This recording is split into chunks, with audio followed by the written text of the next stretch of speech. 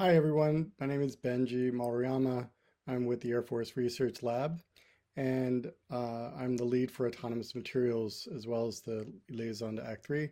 I'll be talking to you this evening about Moore's Law for research via autonomous experimentation.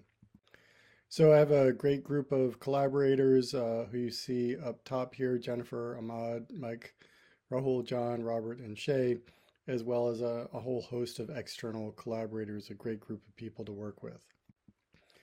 So I'm going to start with a question, hopefully a thought-provoking question. What is the future of research? And so to think about how we do research in the future, we first have to think about how we do it today.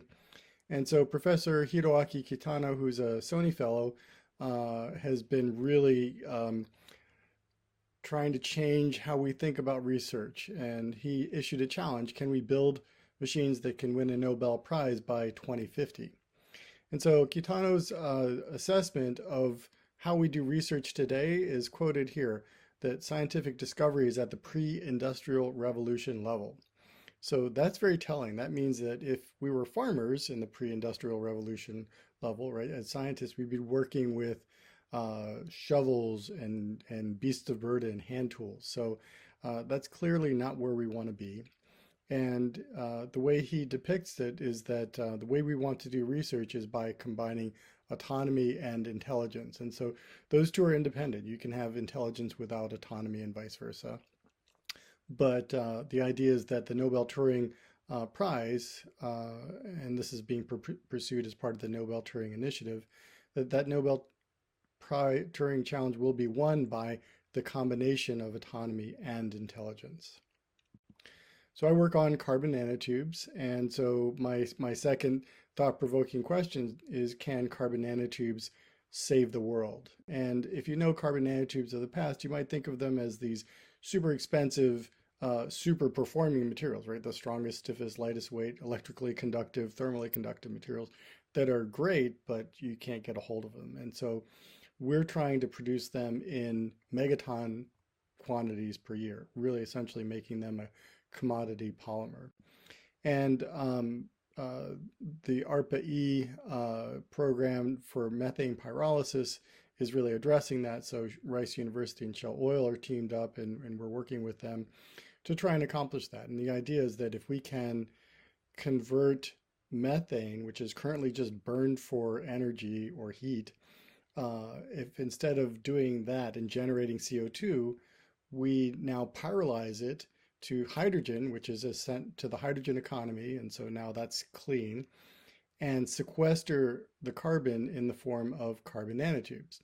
And so not only is that now sequestered, so not contributing to global CO2 pollution, but it's now useful. So you can use it now to make cars and airplanes and batteries and buildings at that kind of quantities.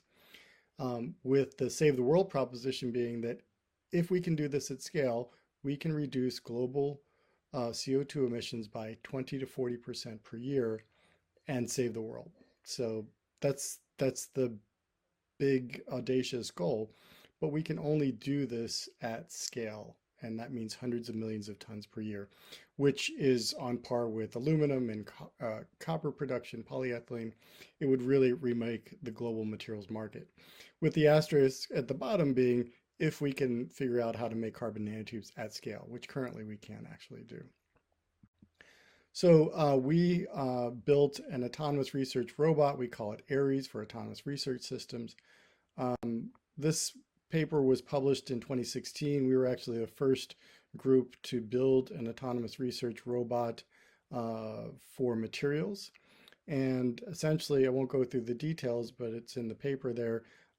We were able then to build a system that grew carbon nanotubes and detected the growth with in situ Raman, and then used different artificial intelligence and autonomy methods to then to look at the previous data and then decide based on the previous data and what we were trying to do, which is grow nanotubes at controlled rates in this case.